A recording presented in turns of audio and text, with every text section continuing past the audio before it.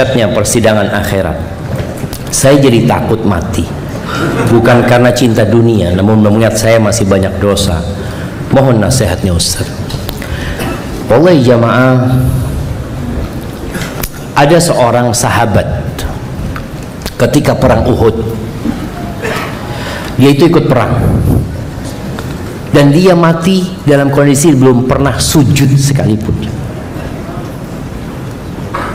Nggak pernah sujud, tapi ternyata dia masuk surga Allah Azza wa Jalla. Kenapa? Karena dia sudah masuk Islam dan dia bertobat kepada Allah Azza wa Jalla. Ketika antum dengar kajian ini kemudian antum jadi takut mati, alhamdulillah, itu menjadi poin penting buat hidup kita. Antum bertobat, hari ini bertobat, minta kepada Allah Azza wa Jalla agar diampuni dosa-dosa kita. Cuma syarat tobat tolong dipenuhi, karena ada orang bertobat tapi syaratnya nggak lengkap. Syarat tobat itu apa? Syarat tobat? Nah, angkat tangan yang mau jawab. Masya Allah. Meninggalkan yang sudah dikerjakan yang lalu. Yang pertama, meninggalkan yang dia kerjakan lalu. Yang kedua, menyesali. Yang ketiga, tidak mengulangi lagi. Nah, Anda kasih hadiahnya. Anda mau kasih dua, tapi ada yang kurang tepat. Yang terakhir, bukan tidak mengulangi, tapi bertekad untuk tidak mengulangi. Karena boleh jadi dia ngulangin lagi nanti, jangan.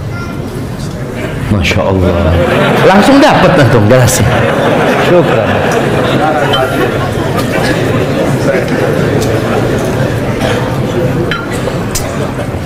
Alhamdulillah. Jadi yang ketiga syaratnya bertekad untuk tidak mengulangi. Kalau dia ngulangin lagi, dia bertobat lagi. Ngulangin lagi, bertobat lagi. Asalkan ketika awal dia sudah niat untuk tidak ngulangin. Bukan mengatakan, ana insya Allah nggak akan ngulangi Ustaz sampai selesai bulan Muharram ini. Karena bulan Muharram doang dia nggak berdosa. Tetap dia belum bertobat karena dia masih ada niatan untuk mengulangi. Jadi kalau sudah itu terpenuhi kemudian antum mati, insya Allah diampuni sama Allah Subhanahu wa Ta'ala. Namun ada orang tadi yang dia bertobat, tapi Ustaz gimana Ustaz ya, ana masih ada transaksi riba ini dan itu. Sebenarnya ana sudah tobat Ustaz. Ya berarti belum lengkap tobatnya. Assalamualaikum Ustaz, apakah semua dosa-dosa kita akan diperlihatkan di akhirat meski kita sudah bertobat? Ahibati fillah, kalau kita lihat ya, betapa banyak amal soleh yang pahalanya itu ampunan dosa. Seperti puasa Asyura, apa pahalanya? Dapat mobil? Bukan. Tapi pahalanya diampuni dosa tahun lalu. Puasa Arafah 2 tahun, tahun lalu dan tahun yang akan datang. Lailatul Qadar, kata Nabi SAW, man qama lailatul qadri imanan wahtisaban ghufira lahu ma taqaddama min dhanbi. Barang siapa yang sholat pada malam Lailatul Qadar karena iman dan berharap pahala, apa balasannya? Diampuni dosa-dosa dia yang lalu. Karena kita banyak dosanya jemaah. Tidak hari kecuali kita mungkin berbuat dosa di dalamnya. Ketika orang ini sudah diampuni dosanya, maka di catatannya itu ya sudah dihapus jemaah. Di catatan dia itu ada catatan dia, tapi udah dihapus. Seperti itu. Artinya catatan dia pernah berbuat dosa itu ada, tapi sudah dihapus. Itu namanya diampuni sama Allah Azza wa Jalla. Jadi ditutupin itu dosanya. Makanya kalau antum nanti berbuat dosa lagi, di akhir hayatnya bertambah buruk hidupnya, itu kembali lagi kepada antum. Maka jangan sampai kita su'ul khatimah, karena orang itu ikut penutupnya. Barakallahu fikum. Apakah ketika orang tua kita meninggal akan bertemu lagi dengan kita? Bagaimana kondisi alam kubur setelah kita meninggal? Ahibati fillah, orang yang cerdas adalah orang yang senantiasa menghisap dirinya dan dia berbuat untuk yang setelah kematian. Kebanyakan kita itu berbuat untuk setelah pensiun, bukan setelah kematian. Kebanyakan orang kalau sudah umur pensiun, umur berapa jemaah? 55, dia mulai bikin usaha ini, bikin usaha. Kenapa? Persiapan Ustaz, bentar lagi anak pensiun. Nggak persiapan mati antum. Persiapan pensiun. Itu dunia. Maka yang seharusnya kita lakukan persiapan. Kalau anak mati nanti ada banyak yang sudah anak kirimkan ke alam barzakh sana. Makanya orang kalau mau mati itu yang dia inginkan apa? Sodakoh kan. Ya Allah, anak kalau kepingin sodakoh ya Allah, tapi nggak bisa. Tapi apakah kita bertemu dengan orang tua kita di padang mahsyar nanti? Di padang mahsyar, Aisyah pernah bertanya, ya Rasulullah, apakah engkau akan mengingat keluargamu pada hari kiamat di padang mahsyar nanti? Kata Nabi SAW, amma fi thalathati mawatin fala. Di 3 tempat nggak akan ingat. Ada 3 tempat di padang mahsyar yang kita nggak akan ingat sama siapa-siapa kecuali diri kita. Apa 3 tempat itu? Nah, siapa yang mau jawab? 3 tempat di padang mahsyar yang kita tidak akan ingat sama keluarga kita. Mana yang mau angkat tangan coba? Nah, fadhal. Pada waktu hisab. Yang kedua, pada waktu di sirat. Yang ketiga, pada saat timbangan. Masya Allah, berikan kepada beliau. Masya Allah, jazakallahu khair, barakallahu fikum. Iya, ada 3 tempat itu. Yang pertama adalah ketika pembagian rapot. Ketika dihisab, dibagi rapot, itu nggak ada yang mikirkan orang lain kecuali dirinya sendiri. Yang kedua, ketika ditimbangan. Orang ketika ditimbang hanya mengingat dirinya. Dan yang ketiga, ketika melewatin sirat yang berada di atas neraka jahanam, itu nggak ada yang ingat. Jadi ada proses ingat, kemudian nggak ingat lagi. Proses ingat, karena yang terakhir kan sirat. Setelah masuk surga, maka di situ mereka akan saling mengingat sudah, mencari keluarganya. Ya. Apakah seorang anak bisa kumpul sama orang tuanya di surga? Bisa kumpul. Kalau sama-sama masuk surga. Walaupun orang tuanya berada di derajat yang lebih tinggi.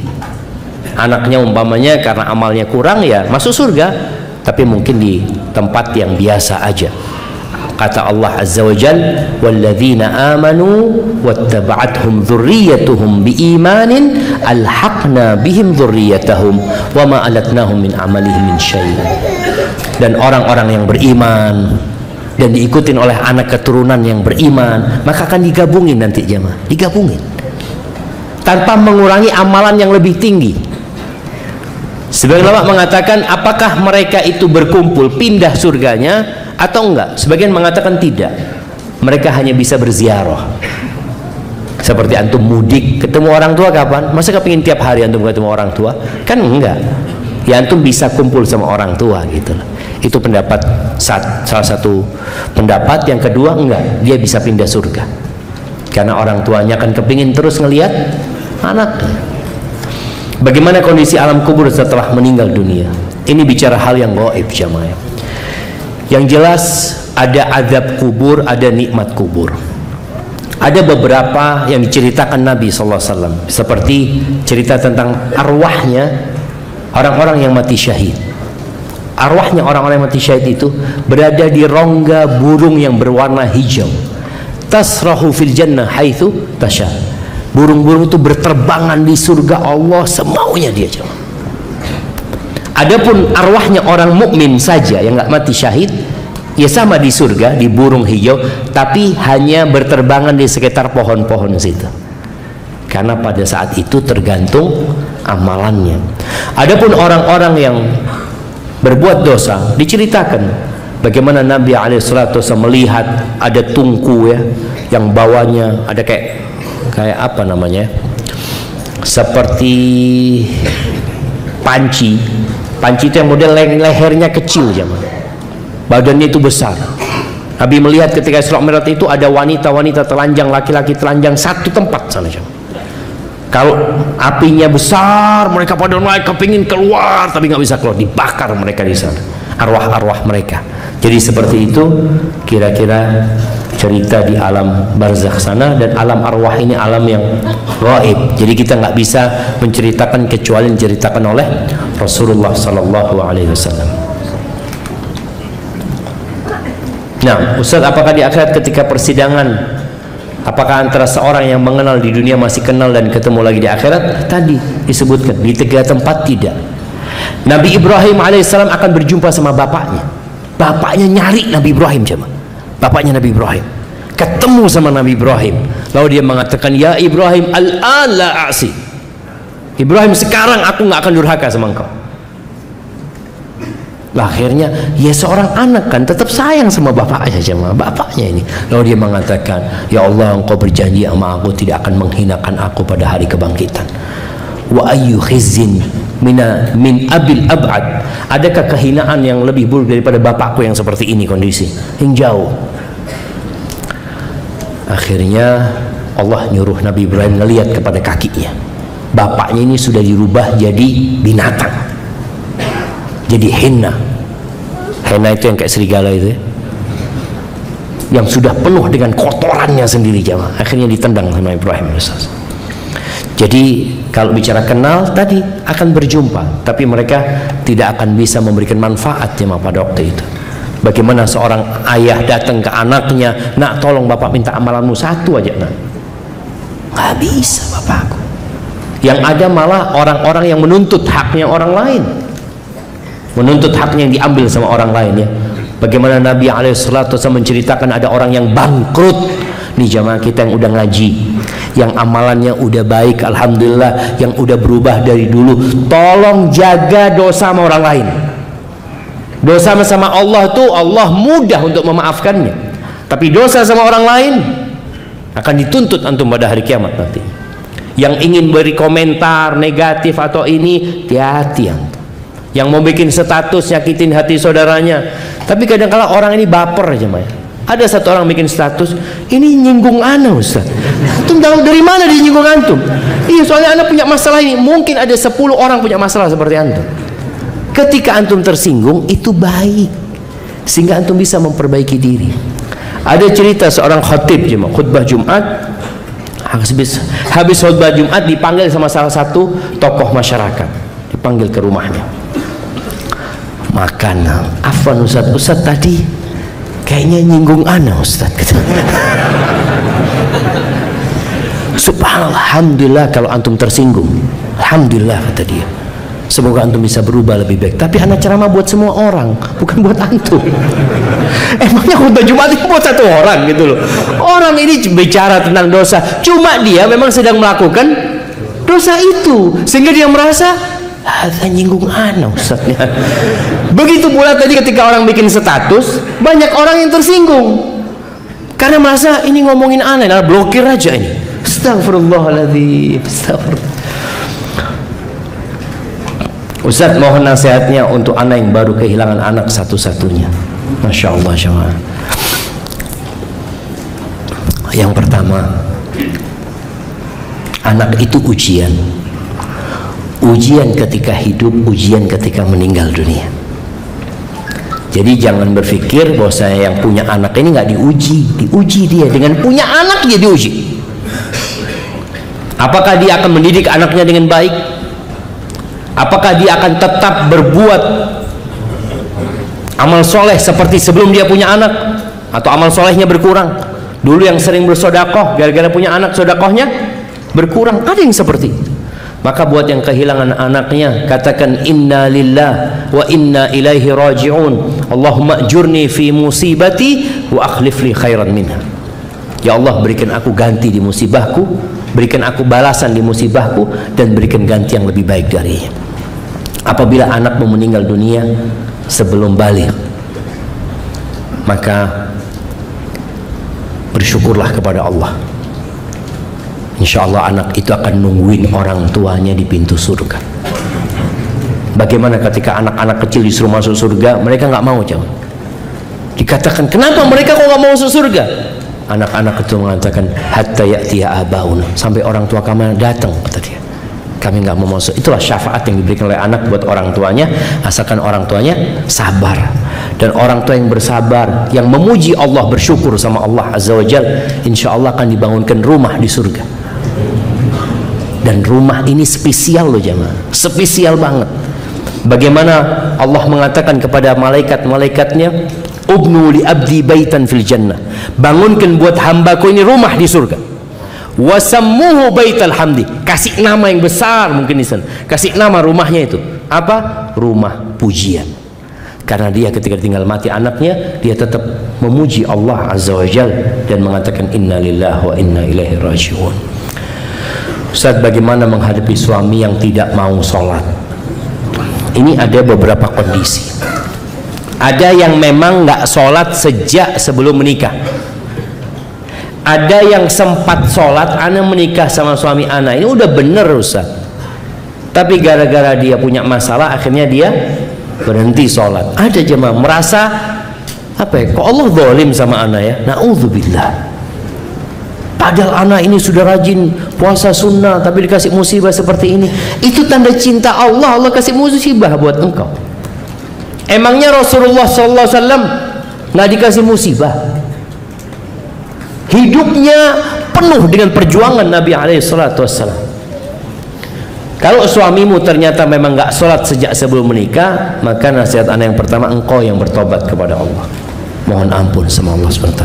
Kok mau sama suami kayak gitu? Loh iya, kalau memang sejak sebelum menikah berarti kan engkau yang mau. Nabi SAW memberikan arahan, engkau nikahi laki-laki yang akhlaknya baik, yang agamanya baik. Engkau nikahi laki-laki nggak sholat, siapa yang salah? Engkau. Maka mohon ampun sama Allah Azza wa Jalla. Kita ini kadangkala menyelisihi atau melanggar aturan yang diberikan oleh Rasulullah SAW. Berapa banyak laki-laki ini yang dicari perempuan yang cantik, yang putih, yang tinggi, apalagi jemaah, yang fulus ini Ustaz, alhamdulillah. Cuma memang Ustaz dia belum sholatnya masih bolong-bolong Ustaz. Gimana Ustaz? Janganlah, cari yang lain. Ustaz, kalau ana memperbaiki dia gimana Ustaz? Bukankah apa yang memberikan hidayah kepada orang lain Ustaz? Ini sebuah kebaikan. Allahu Akbar. Emangnya antum bisa? Dia nggak nurut sama Allah, apalagi sama antum. Mau nurut sama antum? Sama Allah nggak nurut dia. Maka tadi kalau memang kesalahan itu dari pihak kita, kita harus tahu diri jemaah. Tadi introspeksi diri. Iya, kayaknya ana memang dulu Ustaz, ana mau sama dia karena dia tampan, pinter, tapi memang ana tahu dari dulu dia sholatnya jarang Ustaz. Seperti itu. Maka antum bertobat kepada Allah lalu berusaha memperbaiki. Ajak suaminya datang ke kuburan. Nah, karena sebenarnya yang membuat orang mau beramal itu kan tadi ingat mati, ingat ada hisab jemaah ya. Kadang-kala orang ini nggak mau sholat, ngapain sih? Sibuk sama apa antum nggak sholat? Nggak ngapa-ngapain kadang-kala jemaah. Maka ajak ke kuburan, ajak ke rumahnya orang-orang yang sakit, yang menderita, supaya dia ingat dengan nikmat yang Allah berikan. Kadang-kala dia sudah tahu hukum. Kalau dia tahu hukumnya sholat, ya jelas lah. Orang yang nggak sholat ini bisa kafir. Antum mau nggak sholat, belum dapat hidayah masalahnya. Nah ini bukan. Ini mending loh jamaah. Dia tidak menentang hukum sholat, dia tahu, cuma dia masih belum sholat. Seperti itu masih ada harapan lah. Didoakan sambil diajak suaminya. Cukup. Masya Allah. Suruh cukupan. Satu lagi pertanyaan anak jamaah. Nah, bagaimana Afwan Ustaz, anak akhwat, bagaimana jika kita merasa menyakiti orang lain namun orang itu tidak mengenal kita karena suaminya pernah mencintai kita? Apakah anda wajib minta maaf gitu? Emangnya gitu ini? Nah, ya mungkin takut perempuan ini dikatakan pelakor ya, gangguin suaminya orang. Wanita-wanita ini memang nanti kelak akan dihisap jamaah. Yang kadang-kadang dia merasa dia nggak berbuat dosa. Contohnya dia pakai baju yang seksi, dia nggak pakai jilbab, dia jalan. Berapa banyak suaminya orang yang terganggu sama dia. Dia akan tanggung jawab nanti dengan dosa dia karena membuat orang lain berbuat dosa. Loh Ustaz, dia yang tidak menundukkan pandangan. Engkau jadi sebab masalahnya seperti itu. Ketika engkau nggak seperti itu, aman sebenarnya. Tapi kalau ternyata perempuan ini enggak Ustaz, Ana sebenarnya ya mau gimana, ada orang seneng sama Ana. Apakah Ana kemudian berdosa? Enggak. Apalagi memang laki-laki mungkin dia berpikir untuk nambah istri. Iya, artinya kan dia mungkin jadi nggak dosa, perempuan ini nggak dosa gitu loh. Tapi kalau dia yang godain suaminya orang, ini yang bermasalah. Kalau engkau yang godain suami dia, jangan, engkau bertobat dan nggak perlu minta maaf sama dia, engkau bertobat kepada Allah Azza wa Jalla. Jadi ada kondisi-kondisi jamaah, sebuah kezaliman yang kita lakukan kepada orang lain dan orang itu nggak tahu. Kalau antum kasih tahu, ribut akhirnya. Antum jangan kasih tahu. Contohnya, antum ghibain orang itu, ngomongin orang itu macam-macam, tapi orang itu nggak pernah tahu kalau antum ngomongin. Antum nggak perlu datang kepada dia, Mbak, Ana ini pernah ghibain anti. Na'udzubillah, Ana tuntut di hari kiamat. Jadi ribut akhirnya sama dia, gitu loh. Akhirnya kalau ketemu sama dia jadi nggak enak ya. Tapi yang datang kepada dia, Mbak, aku minta maaf ya kalau punya salah ya. Mudah-mudahan Allah kasih kebaikan buat Mbak. Terus di tempat antum biasa ribain dia, sebutkan kebaikan dia. Ini sebagai balasan kita terhadap dosa yang kita lakukan gitu loh. Bagaimana kita menebusnya? Di tempat-tempat ada yang ribain dia, antum belain dia. Tapi nggak perlu antum nyatakan Ana pernah ribain anti.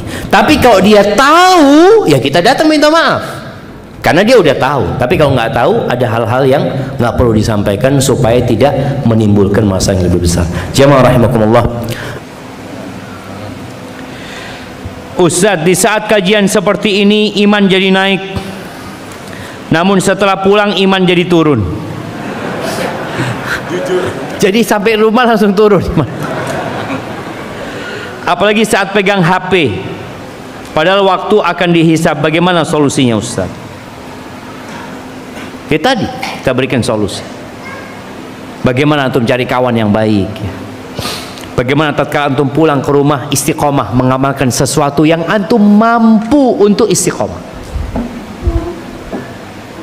Yang mampu istiqomah, jangan memaksakan diri yang antum nggak mampu.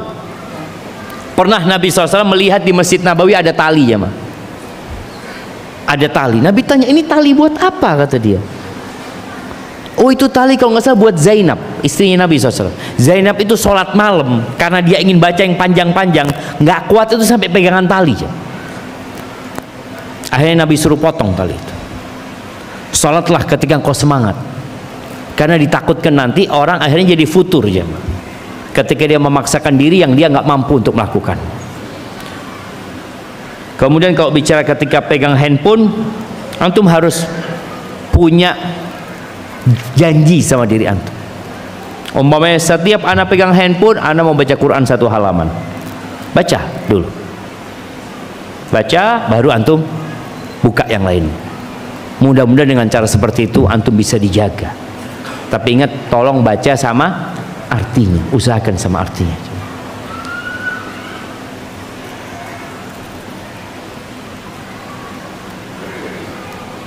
Bagaimana cara menjaga hati agar tidak merasa lebih baik dari orang lain? Nah, cara menjaga hati, antum ingat sama orang pertama yang merasa lebih baik dari orang lain. Siapa? Iblis.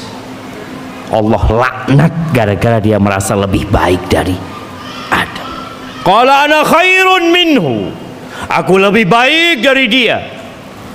Akhirnya dilaknat sama Allah. Dan ingat, boleh jadi orang itu yang antum anggap antum lebih baik, dia punya amalan yang tersembunyi yang menyebabkan dia husnul khatimah, dan antum dengan amalan zahir antum bisa jadi su'ul khatimah. Standar orang itu baik atau tidak kapan? Mati. Ketika mati. Makanya sampai Al-Hasan Al-Basri kalau nggak salah rahimahullah ta'ala memberikan tips agar kita bisa tawadhu. Apabila engkau melihat orang yang lebih tua dari engkau, maka engkau katakan kepada dirimu, orang ini lebih dulu sujud kepada Allah daripada aku. Oh, iya. Ketika melihat yang lebih muda, katakan kepada dirimu, aku ini lebih dulu berbuat maksiat daripada orang ini. Sehingga kita berusaha untuk menjaga hati kita, coba. Karena tadi nggak ada gunanya. Termasuk yang membinasakan seseorang, i'jabur rajuli bi nafsihi. Orang takjub dengan dirinya sendiri. Bagaimana cara menyikapi mertua yang lebih menginginkan cucunya memilih sekolah akademik daripada pondok pesantren? Ana dan suami ingin memasukkan anak ke pondok pesantren, tapi masih bertentangan dengan mertua. Jamaah rahimakumullah, kadangkala terjadi overlapping di dalam rumah tangga. Artinya yang tidak memiliki wewenang dia menjalankan tugas itu. Ingat, orang tua ketika dia sudah menikahkan anaknya, anak perempuannya, maka dia ikut suaminya. Siapa yang paling berhak memberikan nama kepada anak itu? Bapaknya, bukan orang tuanya, bukan kakeknya, seperti itu. Yang menentukan anak ini sekolah di mana? Ya bapaknya, bukan kakeknya. Cuma seorang anak itu menghormati orang tuanya. Seperti ini, kenapa anak itu nggak tinggal memasukkan anaknya? Padahal itu hak dia. Dia ingin menghormati orang tua. Padahal itu bukan satu hal yang wajib gitu, jemaah. Oh, orang tua kepingin dia sekolah, neneknya ingin dia sekolah di sekolah A, orang tuanya sendiri ingin dia sekolah B. Ya orang tuanya. Cuma bagaimana komunikasi sama orang tua, sama mertua. Masalahnya masih ada sekelompok orang tua yang beranggapan bahwa pesantren, pondok itu tidak menciptakan orang-orang yang bermanfaat. Zaman ana dulu waktu masuk pesantren, itu memang pesantren bengkel. Anak kalau nakal masuk pesantren nanti. Ndak sudah nurut sudah saya ya. Jadi ketika anak masuk pesantren, bener jemaah. Kebanyakan kawan kita di pesantren itu anak-anak nakal, anak-anak bermasalah. Akhirnya pesantren ini jadi tempat untuk bengkel. Kalau anaknya pintar, oh masya Allah, nanti sekolah jadi dokter. Sekarang banyak lulusan pesantren jadi dokter, lulusan pesantren jadi orang-orang besar. Karena memang pesantren sudah berubah, nggak seperti dahulu lagi. Pesantren itu sekarang bersih. Kalau ana dulu jamaah masuk pesantren, Allahu Akbar, malam hari itu suara di ranjang itu jamaah, kruk kruk kruk, pada garuk-garuk semua jamaah. Itu pesantren zaman dulu. Kita mandi itu, yang namanya kamar mandinya ada 6 apa 7 ya, lupa nah. Itu satu bak jamaah. Jadi nanti ada yang nyebur berenang sana jamaah ke sana. Jadi kalau satu kena penyakit, semuanya kena jamaah. Itu dulu. Nah, ini sekarang antum punya mertua mungkin kebayang dahulu. Ya, ayo ibu datang lihat nih pesantren. Dia akan lihat pesantren-pesantren yang bagus jemaah, yang bersih, yang anak-anaknya disiplin ya. Masya Allah, nah lihat itu. Jadi mungkin karena ketidaktahuan sehingga dia punya pemikiran yang negatif tentang pesantren. Nggak masalah. Dan anak ketika masuk pesantren ditanya, mau jadi apa ente? Bener. Pulang paling pakai sarung. Bayangannya terlalu primitif dengan kehidupan pesantren. Enggak. Pesantren sekarang benar-benar mengeluarkan generasi-generasi yang ya insya Allah jadi pemimpin-pemimpin yang baik di negeri kita. Ustadz mau tanya, suami saya selingkuh dan ingin menikahi selingkuhannya, katanya mau berpoligami. Saya harus bagaimana? Apakah ini jalan terjal saya menuju surga? Nah, yang pertama nasihat ana, suami anti yang selingkuh jangan menikah sama selingkuhannya, suruh dia tobat. Jangan dipikir dengan menikahi selingkuhannya selesai dosa dia. Sebagian orang berpikir seperti itu, daripada saya berzina terus Pak Ustadz, saya ahsan nikahin. Daripada berzina terus, tobat, jangan berzina. Kok berpikir engkau menikahin dan engkau tidak bertobat kepada Allah Azza wa Jal? Tapi memang kata Allah Azza wa Jal, az-zaniyatu la yankihuha illa zanin. Wanita pezina itu nggak pantas menikahinya kecuali pezina pula. Tadi selingkuh dengan selingkuhan, ya sudah sama-sama pezina engkau menikah. Kalau orang baik dia akan bertobat, jemaah. Dia akan berpikir ini perempuan baik-baik atau tidak. Bakal jadi ibu anak-anak anak. Maka kalau bicara dia ingin menikahinya, suruh dia bertobat kepada Allah Azza wa Jalla. Ketika dia sudah bertobat dan dia ingin menikah, ingin poligami, suruh cari istri yang soleha. Seperti itu, jemaah. Lu nggak usah, dia ini ingin bertanggung jawab. Tanggung jawab sama Allah Azza wa Jalla. Engkau bertobat kepada Allah dan ajak itu selingkuhanmu bertobat. Ketika dia sudah bertobat jadi orang soleh, itu cerita lain nanti. Bukan karena engkau kalau soleha aku nikahin, langsung besok pakai kerudung. Kerudung ini jemaah beli 200.000 langsung pakai. Apakah itu tanda dia tobat? Belum tentu. Ada syarat dan ketentuan. Maka nasihat anak kepada yang bertanya ini, ajak suamimu bertobat dulu. Engkau kalau benar-benar mau poligami, pelajari ilmunya poligami. Engkau datang kajian, engkau sholat malam, berdoa mohon sama Allah, istikharah, minta petunjuk. Bukan tahu-tahu mau menikahin orang yang dia zinain. Na'udzubillah min dzalik, jemaah. Oh, terus gimana kalau suaminya tetap mau menikahin? Kalau dia nggak bertobat, engkau gugat cerai. Karena apakah engkau mau hidup dengan pezina yang tidak bertobat? Kalau dia bertobat, silakan kau lanjutkan rumah tangga.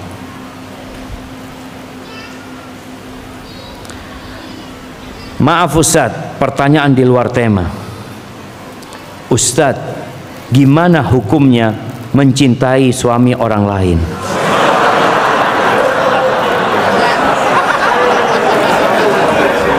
Jamaah, tunggu dulu antum, belum selesai pertanyaannya nih jamaah.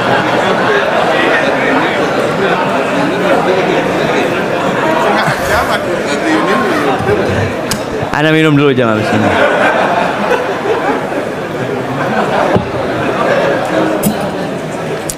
Nah, Ustadz, gimana hukumnya mencintai suami orang lain tanpa berniat merebutnya dari istrinya? Saya tertarik pada suaminya karena istrinya sering memposting kebaikan suaminya. Hati-hati nih jamaah. Bagaimana hukumnya seorang suami masih suka ngechat perempuan lain? Tunggu, dia ini bersuami apa tidak?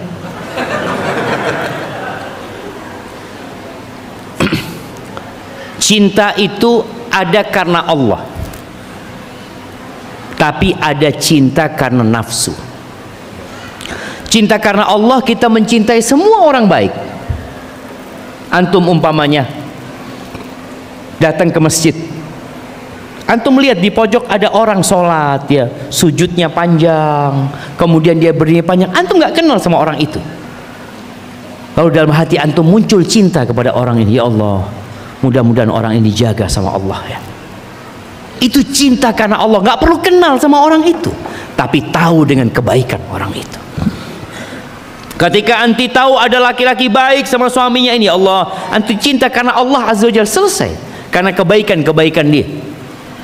Dan semoga rumah tangganya dijaga, anti doakan. Tapi bolehkah sekarang seorang wanita, dia umpamanya seorang janda atau gadis, melihat ada laki-laki baik, kemudian dia ingin menjadi istri dari laki-laki tersebut, boleh apa enggak jemaah? Boleh apa enggak? Masya Allah, kok semangat antum jemaah? Boleh, boleh. Cuma dengan cara yang syar'i. Bagaimana Umar bin Khattab ketika Hafsah putrinya jadi janda.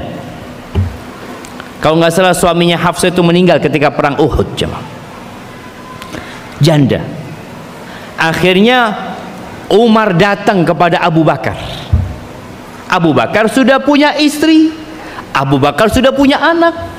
Datanglah Umar menawarkan, ya Abu Bakar, ala uzawwijuka Hafsah, mau engkau aku nikahkan dengan putriku Hafsah. Ini penawaran orang kepada orang baik. Tapi kalau sekarang antum lakukan itu, apa kata orang? Merusak rumah tangga orang. Emangnya nggak ada laki lain kecuali suami ana? Suamimu itu, Masya Allah, suamimu itu punya kuota berapa? 4. Engkau jangan rakus mengambil semuanya. Sekarang yang rakus ini perempuan. Jangan panjang-panjang, sorry jemaah. Tapi intinya jemaah, intinya seorang laki-laki itu dia punya kuota 4. Ketika ada seorang wanita dia merasa fulan orang yang soleh, lalu dia ngomong sama bapaknya, Pak, cobalah tawarkan kepada fulan, mungkin fulan mau menikah, aku siap jadi istri dia. Yang kedua, yang ketiga, atau yang keempat umpamanya. Dia siap melakukan itu. Itu tidak dikatakan merusak rumah tangga orang lain. Tapi sekarang media jemaah berusaha untuk menjadikan perbuatan ini perbuatan nista, perbuatan buruk. Sedangkan yang buruk sekarang dirubah untuk menjadi sesuatu yang baik. Sering ana sampaikan. Nih ana mau tanya sama antum. Ya, antum tahu yang namanya WTS? Tahu? Nggak tahu kan? Lihat, umur berapa antum? 29. Generasi umur 29 banyak nggak tahu dengan namanya WTS. Tahu dengan yang namanya PSK? Tahu? Antum bisa lihat. Sekarang orang banyak tahu PSK, WTS nggak tahu lagi jemaah. Dihilangkan istilah itu. Padahal istilah itu istilah yang benar. Wanita tuna susila. Jadi wanita pelacur dulu namanya wanita tuna susila. Waalaikumsalam warahmatullahi wabarakatuh. Wanita tuna susila, dia ketika tahu dia wanita tuna susila, dia akan berpikir untuk bertobat. Aku ini nggak bener gitu. Tapi tatkala dirubah jadi PSK, ibu apa kerjaannya? PSK. Apa artinya PSK? Pekerja seks komersil. Kerja saya Pak Ustadz, punya anak 2, sekolah anaknya, bekerja. Kapan dia akan bertobat jamaah? Kapan dia akan bertobat? Ketika dia merasa itu legal buat dia. Ana bekerja, ana memberikan nafkah. Yang benar sekarang namanya salah, yang salah namanya jadi benar. Maka tadi seorang laki-laki kadangkala menikah dikatakan selingkuh. Loh, kalau dia menikah benar-benar dia nggak selingkuh. Ketika dia ke tempat pelacur itu selingkuh. Tapi sekarang jamaah, yang ke pelacur itu bukan dikatakan selingkuh, tapi yang punya teman perempuan yang selalu dia berzina dengan dia dikatakan selingkuh. Kalau sesekali ke tempat pelacur disebut selingkuh, berzina. Maka banyak hal yang perlu diperbaiki. Tapi intinya ya tadi sudah intinya jemaah. Apa? Nggak apa-apa kita mencintai orang lain karena Allah Azza wa Jalla, bukan karena nafsu dan syahwat. Apalagi kalau seorang perempuan ini sudah punya suami, hati-hati. Engkau tundukkan pandanganmu, engkau lihat suamimu, dan engkau bagaimana memperbaiki suamimu. Kalau suami yang masih suka ngechat perempuan lain, ya ini suami yang perlu dikasih nasihat. Fitnah terbesar laki-laki itu siapa? Wanita jemaah. Makanya kita disuruh menundukkan pandangan. Kalau melihat wanita yang menggairahkan, apa kata Nabi SAW? Falyarji ila ahli, cepat pulang ke rumahnya. Maka antum kalau melihat ada perempuan langsung, Ustaz, ana mau kajian Ustaz. Melihat perempuan umpamanya seperti itu, Lanjut kajian apa pulang? Pulang jemaah, pulang, bismillah. Tapi hati-hati jangan sampai nabrak antum pulang. Habis pulang kajian lagi, datang lagi kajian jemaah. Insyaallah udah tenang jemaah. Bismillah, izin bertanya Ustadz. Saya disuruh pulang kampung oleh ibu.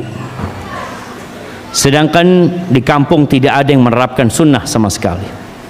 Bahkan saat saya bilang tidak mau bersalaman dengan lawan jenis dimarahin sama orang tua. Apakah saya lebih baik tetap di rantauan atau mengikuti ibu untuk pulang kampung dengan resiko dimarahin setiap hari? Ibu antum sayang sama antum. Kalau antum katakan tidak ada yang menerapkan sunnah sama sekali, berarti antum tugasnya pulang untuk menerapkan sunnah itu di kampung. Itu tugas antum. Nabi alaihissalatu wassalam mengatakan balighu anni walau ayat. Sampaikan dari aku walaupun satu ayat. Ini sebuah kesempatan. Kalau nggak ada yang ngamalkan sunnah, antum sampaikan kepada ibu, siap bu, kasih waktu anda 1 bulan ibu, kasih waktu anda 2 bulan, anda mau belajar, benerin antum belajar, pulang, sampaikan agama Allah kepada mereka. Antum dimarahin sama ibu, sabar. Dikatakan orang itu kadang-kadang nggak mau salaman sama yang bukan mahramnya. Apa kata mereka? Sombong. Sombong kau iya. Bukan, aku menghormatin dia ibu.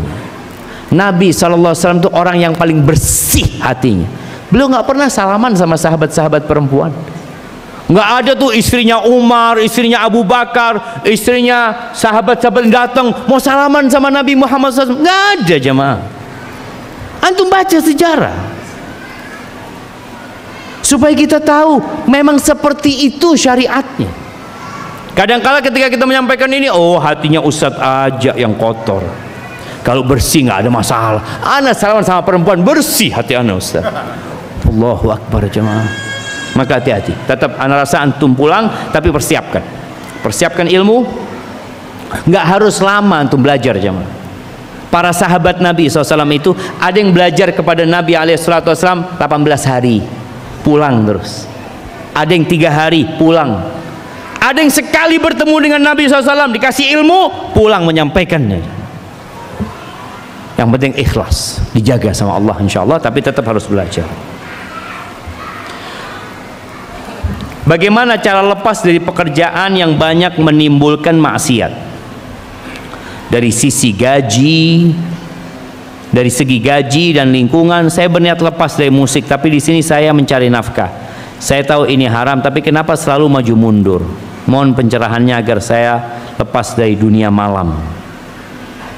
Antum jangan lepas dari dunia malam, tapi gantikan dunia malam antum.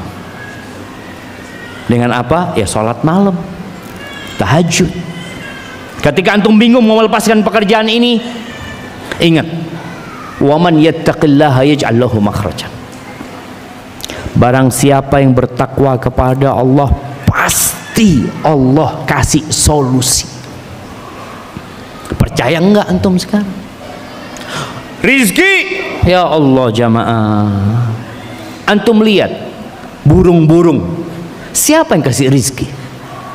Pernahkah ada pemerintah Indonesia sedang memberi makan burung-burung di Indonesia? Ada?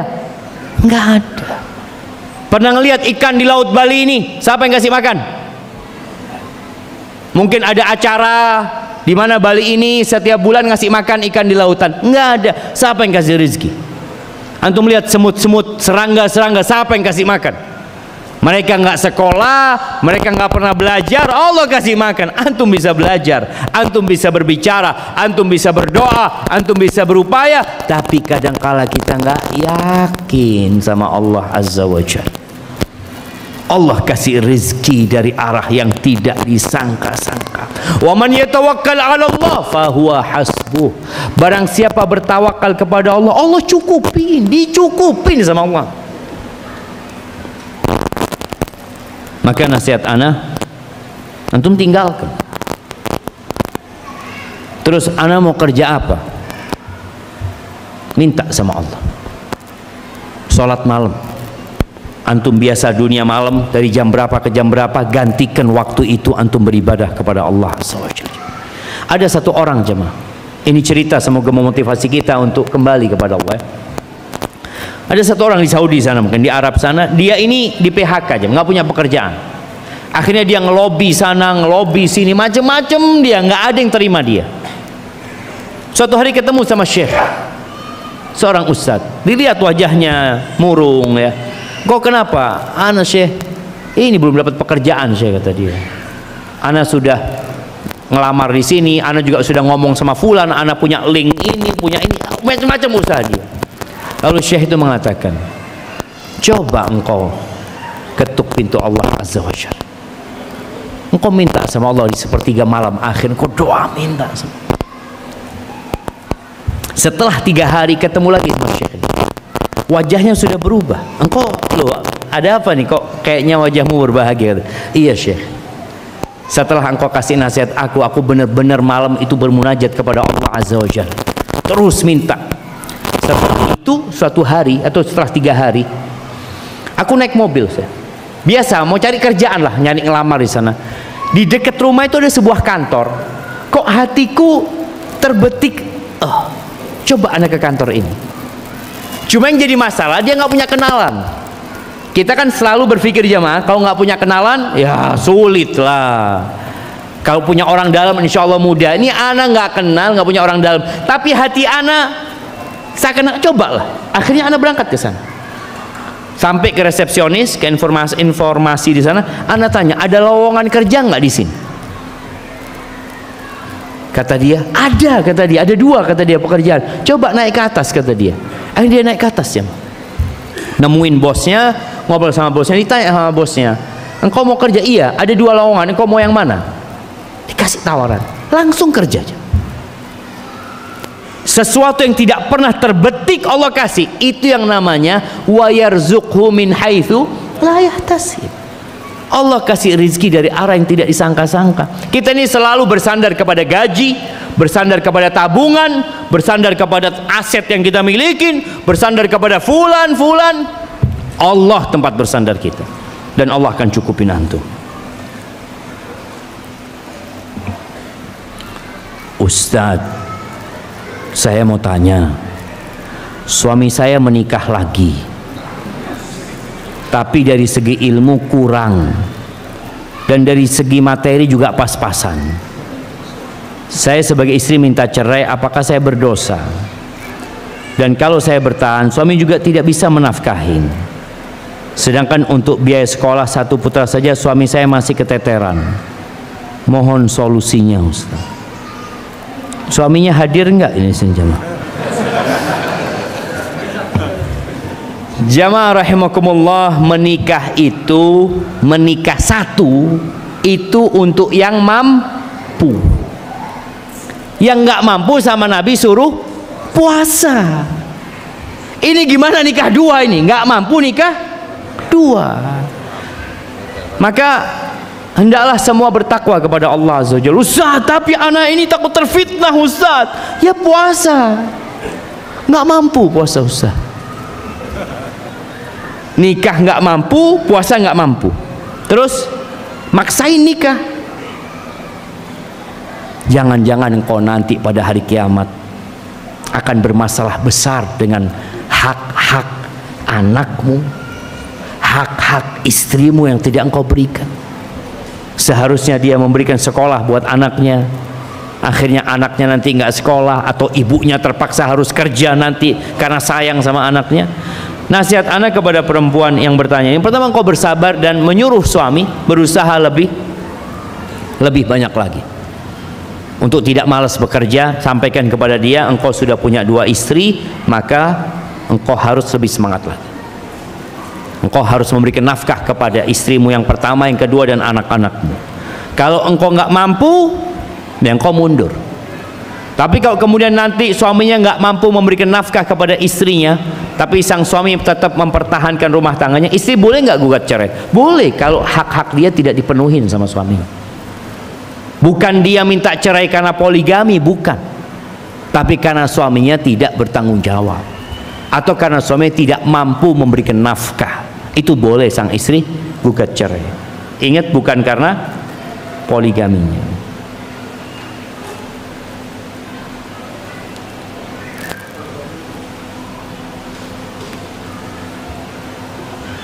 Nah, Ustadz, saya seorang janda. Saya haji sendiri tanpa mahram karena suami saya sudah wafat dan saya tidak mampu untuk secara finansial mengajak kakak saya untuk haji bersama saya.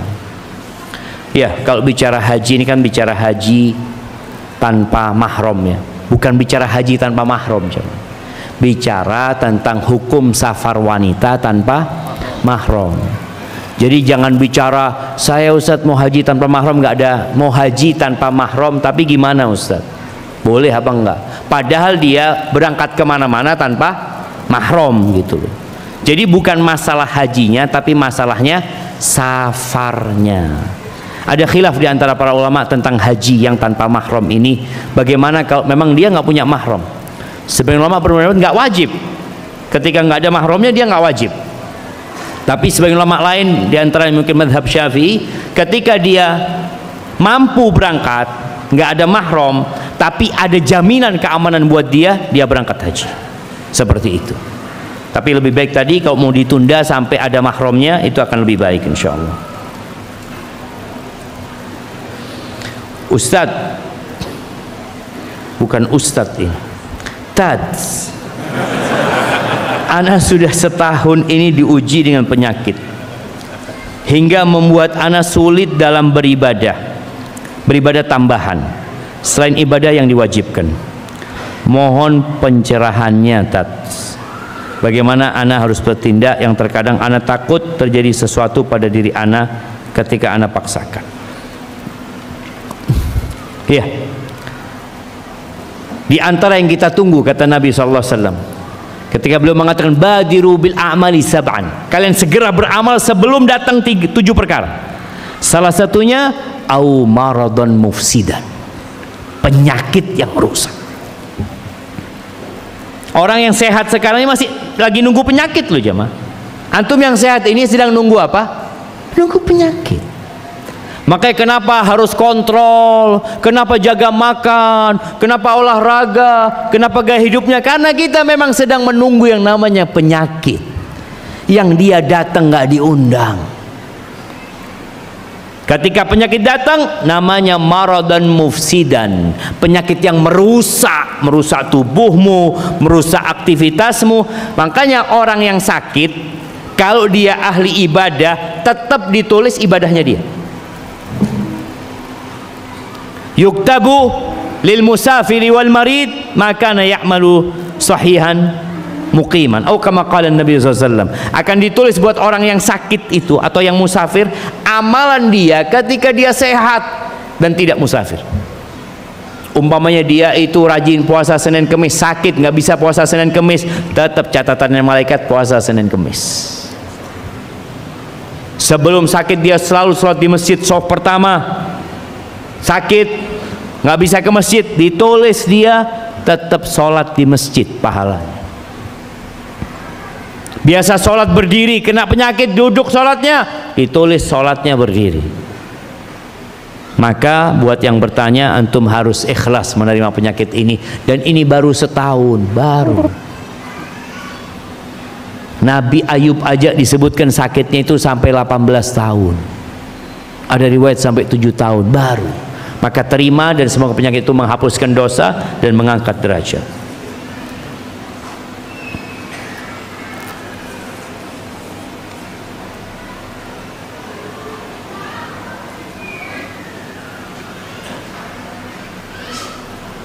Tolong ceritakan bagaimana Siti Khadijah menjadi seorang istri dan bagaimana Rasulullah SAW menjadi seorang suami. Ini sampai Isya jemaah. Kalau cerita gini ini sampai surat Isya.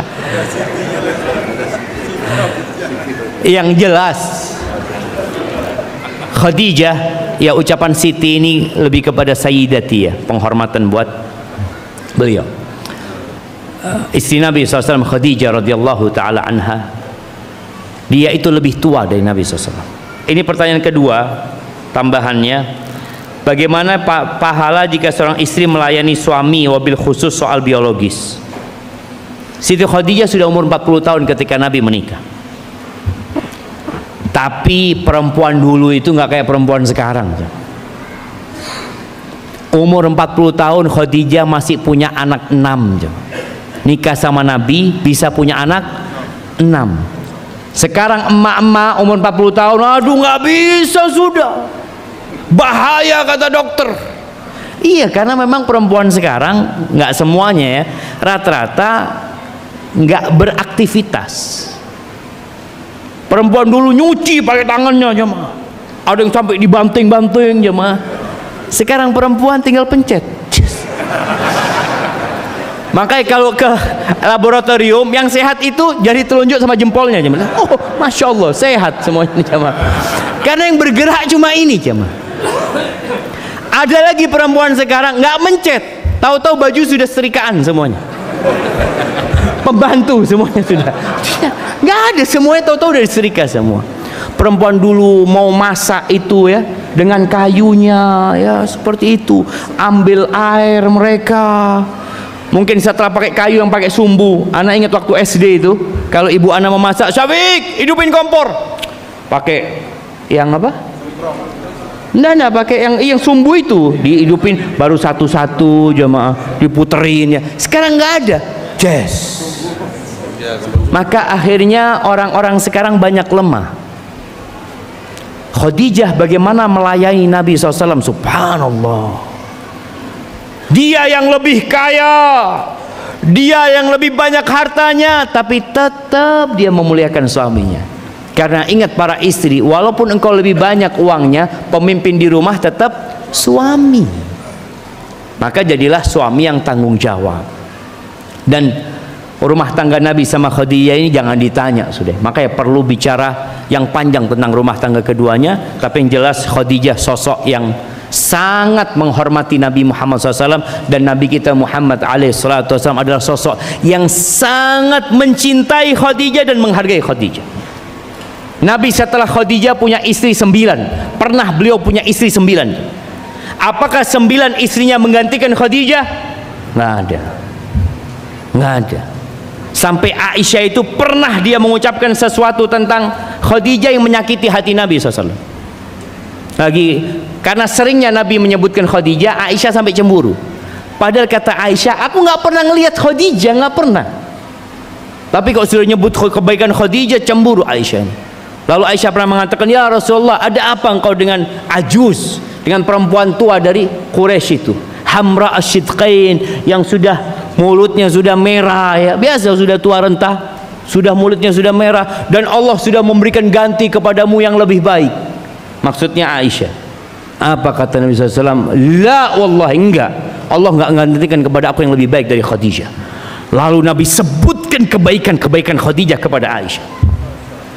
Itu Aisyah mengatakan, marahnya Nabi itu hampir 1 bulan. Besok lagi tanya, Aisyah, apa katamu tentang Khadijah? Diam Aisyah sudah. Supaya tahu pengorbanan Khadijah membela agama ini. Ketika Nabi didustakan oleh kaumnya, siapa yang mempercayai Nabi SAW? Khadijah. Ketika orang-orang berusaha untuk membahayakan kehidupan Nabi, siapa yang melindungi Nabi SAW dengan harta dan tubuhnya? Khadijah radhiyallahu ta'ala anha. Kalau pahala istri melayani suaminya, Masya-Allah Akbar. Kita lihat ya, apabila seorang istri diajak sama suaminya, lalu dia menolak, kemudian suaminya marah, apa yang terjadi? Malaikat akan melaknat sampai subuh. Berarti kalau dia melayani, akan ada doa buat dia, ada berkah buat dia. Bahkan kata Nabi SAW, wa fi bud'i ahadikum sadaqah, dan kalian mendatangi istri kalian itu dapat pahala sedekah. Maka yang nggak punya duit, sedekah di rumah. Nah, jadi istri pun ngelihat, ya bismillah, sedekah. Selain dia menjaga kehormatan suaminya, membahagiakan suaminya, dia akan mendapatkan pahala di sisi Allah Azza wa Jalla.